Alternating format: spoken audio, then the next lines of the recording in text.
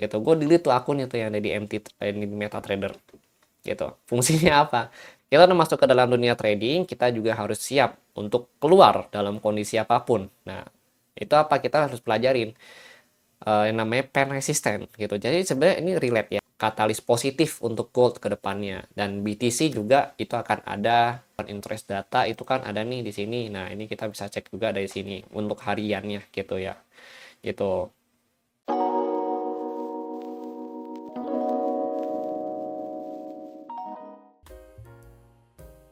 Halo semua, kembali lagi bersama dengan gua Johan di Jurnal Trading ID. Ini adalah part 2 dari lanjutan video Q&A kita ya mengenai pertanyaan-pertanyaan kalian ya yang belum sempat saya jawab di video part 1.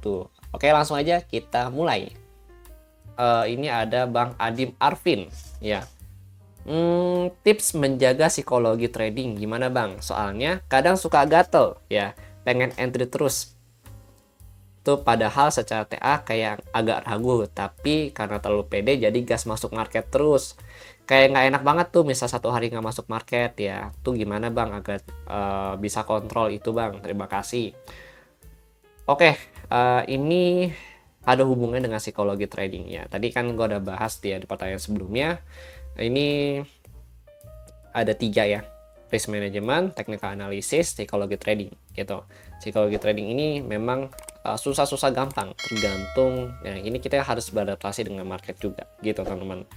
Nah, caranya gimana biar nggak over trade sih sebenarnya. Kalau ini kan jatuhnya kan sebenarnya over trade gitu. Ya, jatuhnya begitu. Ujung-ujungnya apa?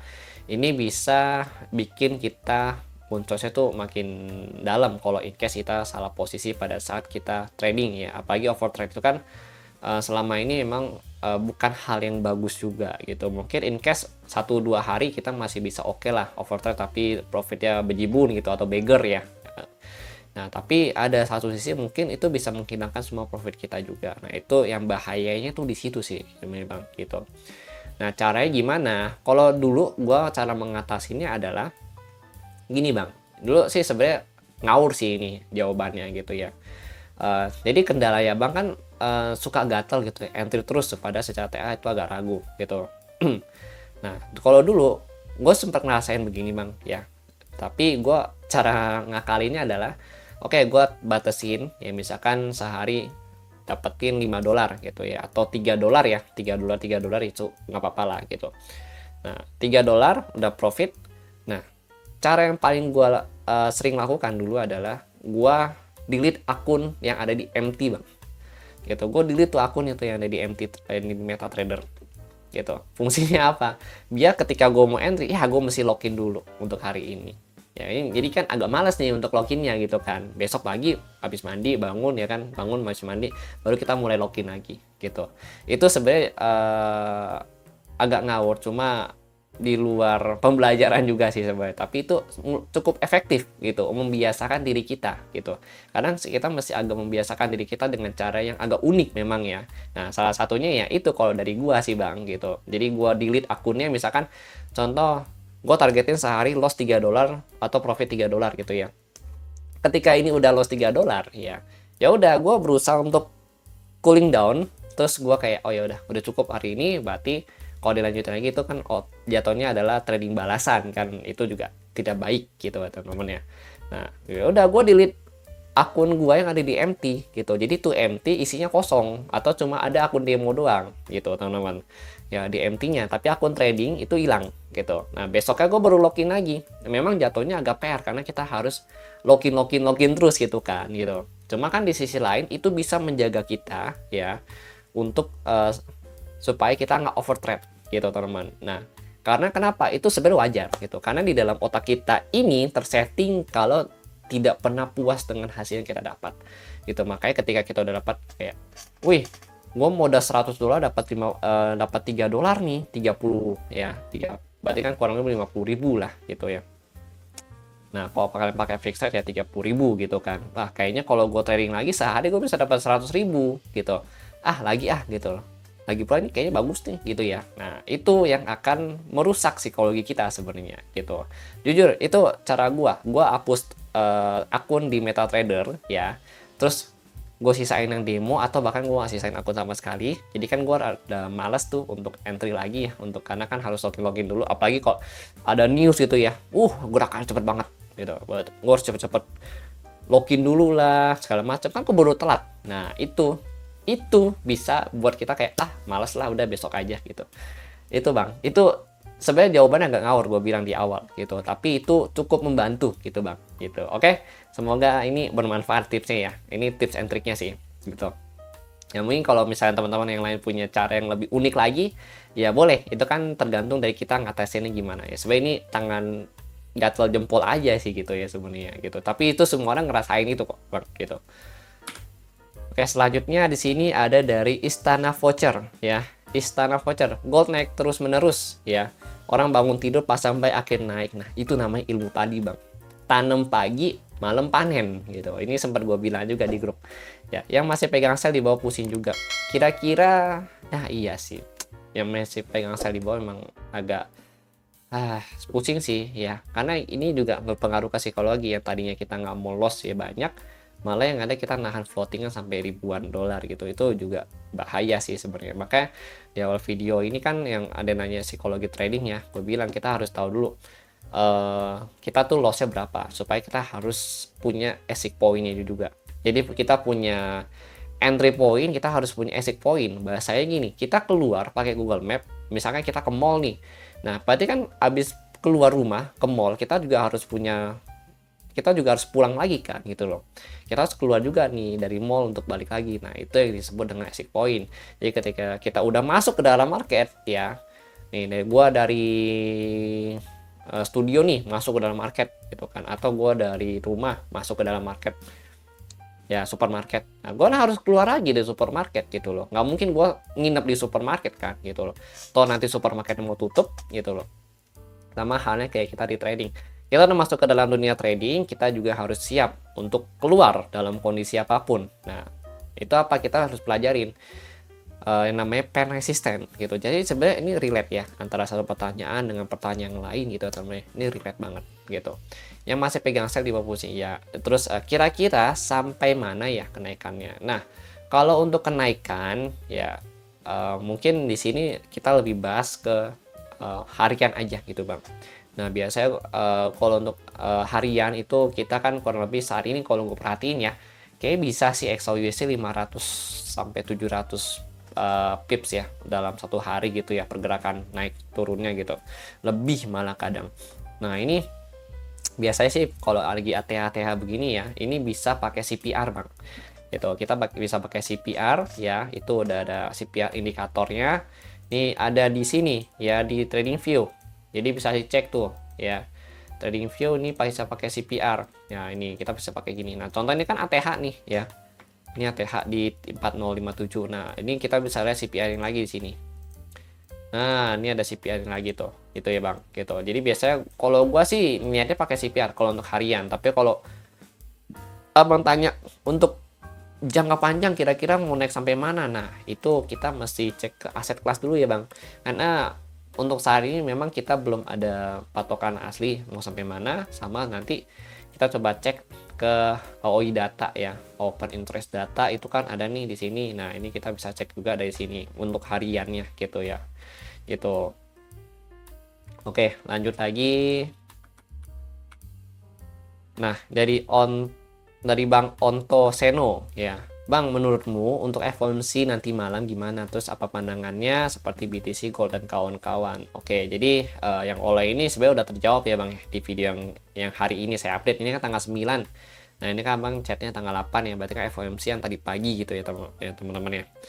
Nah, hasil FOMC sih dovish gitu. The Fed-nya dovish, artinya di sini posisinya gold masih ada potensi bullish ya teman-teman ya, karena ada Fed dovish dan belum bisa ngambil data pasti ya dari market gitu. Kenapa? Karena pemerintahan AS-nya itu masih shutdown gitu. Jadi untuk saat ini data yang dijadikan acuan oleh The Fed itu adalah data yang dari indikator yang tidak resmi gitu. Katanya begitu bang gitu.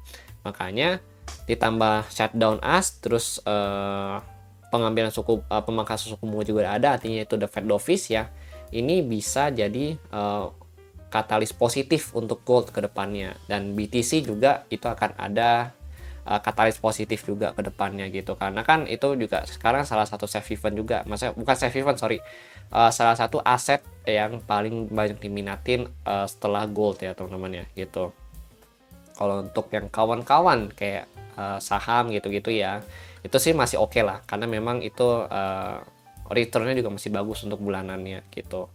Kemudian kalau untuk yang lain kayak falas gitu-gitu ya, mungkin lebih ke arah USD aja sih ya. USD untuk saat ini memang agak susah naik, tapi beberapa hari ini lagi naik juga gitu ya, karena permintaannya meningkat juga gitu teman-teman. Nah, karena apa? Karena mereka mau hedging gitu antara USD dan gold, itu sama-sama disimpan sehingga demand di market naik ya, itu namanya hedging gitu. Hedging itu mereka melindungi asetnya mereka.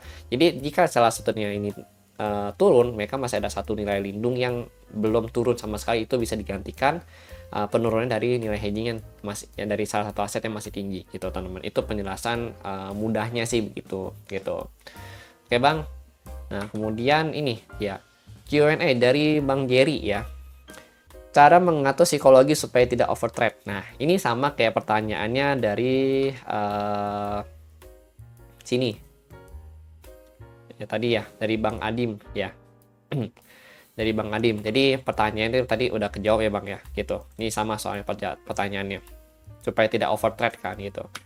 Nah kemudian dari Bang Ryan ya, Bang OI data dapat dari update-nya dan apa, oh sorry, Bang OI data dapat dari mana update-nya dan apa artinya call dan put di kolom OI data tersebut. Oke, jadi kalau untuk open interest data itu kita update dapat dari mana? Dari CME Group ya. CME Group ini dia di bawah naungan The Fed ya teman, atau pemerintahan AS ya teman-teman ya di sini.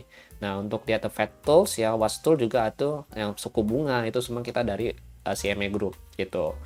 Nah ini dari CME Group, itu nanti bisa diakses di CME Group ya, CME Group Tools Information, nanti saya akan kasih linknya gitu. Terus cara bacanya Bang ya, untuk cara bacanya itu sebenarnya ada di sini ya. Nah, Abang cari, masuk ke channel Jurnal Trading ID lagi. Terus di sini ada OI data, Abang cari aja ya. Nah, di bagian OI di sini itu ada video namanya cara baca OI data dari CME Group ya. Panduan lengkap sentimen pasar di sini. Itu Abang bisa ambil cara belajar dari situ, saya ada ajarin. Ya, gua ada ajarin di situ semua gitu. Kemudian ini juga ada lagi nih.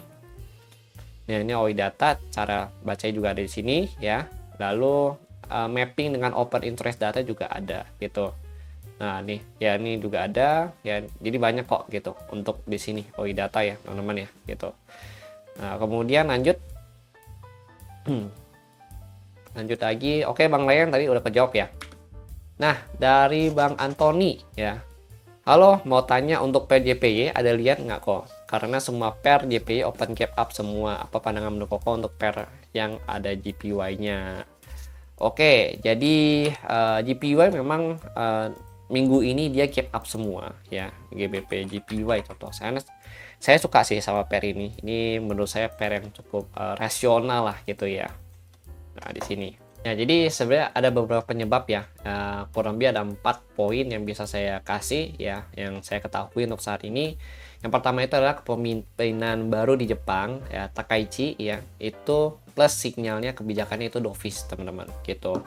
Nah, kemudian kalau dovish kan berarti kan dia akan ada penurunan suku bunga lagi, atau pemerintahannya nggak akan menaikkan suku bunga teman-teman ya gitu. Otomatis kan yen melemah yen melemah tuh, karena kan saat ini juga dia masih pakai kebijakan suku bunga yang di bawah rata-rata juga gitu teman-teman ya gitu. Nah kemudian yang kedua itu ada divergensi kebijakan moneter AS versus Jepang gitu teman-teman ya. Jadi gini ya, USD masih kuat karena pasar menunggu data ekonomi AS yang kebijakan The Fed ya. Sementara BOJ dianggap lebih luas ya dalam pengetakannya gitu. Nah jadi BOJ itu dianggap lebih apa ya, lebih santai lah gitu bahasanya dalam pengetatan kebijakan moneter ya gitu teman-teman. Sehingga ini membuat investor-investor tuh lebih banyak ya melepas yen ya, atau demand-nya itu berkurang gitu bahasanya gitu, bahasa mudahnya. Kemudian yang ketiga itu ada mengenai reaksi pasar ya terhadap risiko politik di Jepang ya. Jadi gini, ketidakpastian politik plus ekspektasi ya bahwa Takaichi akan memperbesar belanja publik ya, sehingga risk premium untuk yen melemah gitu teman-teman. Jadi di sini posisinya dari Takaichi itu ya, sehingga dia memberikan sinyal untuk belanja lagi. Jadi udah yennya melemah ya, kalau dia ada belanja publik, memperlebar pembelanjaan publik, ya itu otomatis akan mempengaruhi kekuatan dari mata uang yen juga gitu teman-teman. Kemudian yang keempat itu mengenai momentum pasar dan likuiditas Asia saat pembukaan gitu. Jadi gini, pada saat pembukaan Asia ya sering menimbulkan gap karena perbedaan informasi antara penutupan pasar ya di US atau Europe, sedangkan pembukaan Tokyo ya bila sentimen negatif terhadap yen muncul di luar jam pasar Jepang, pembukaan biasa melompat ke arah melemah. Ini sih sebenarnya ada di bagian teknikal kalau yang ini teman-teman ya, kalau yang ini ya, ini ya teknikal. Jadi kalau ditanya penyebab utamanya ya, sebenarnya penyebab utamanya karena sinyal kebijakan dari BOJ itu masih dovish ya, dan ditambah lagi ada kepemimpinan baru di Jepang yaitu Takaichi ya teman-teman itu. Nah, sebenarnya dampaknya kenapa? Selama dia masih dovish ya otomatis ya, di sini kita bahas intinya langsung. Selama dia masih dovish ya, berarti otomatis yen itu masih akan terus melemah.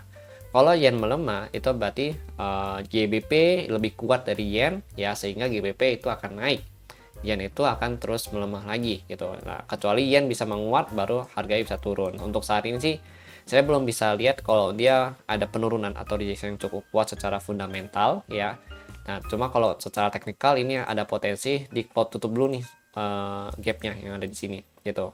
Ya, kalau teknikal ini memang ada potensi tutup dulu baru dia bisa melanjutkan kenaikan gitu. Cuma kalau misalkan kita bahas secara fundamental, ini masih akan terus menaikkan harga yen ke depannya gitu. Atau menurunkan harga yen ke depannya gitu, teman-teman.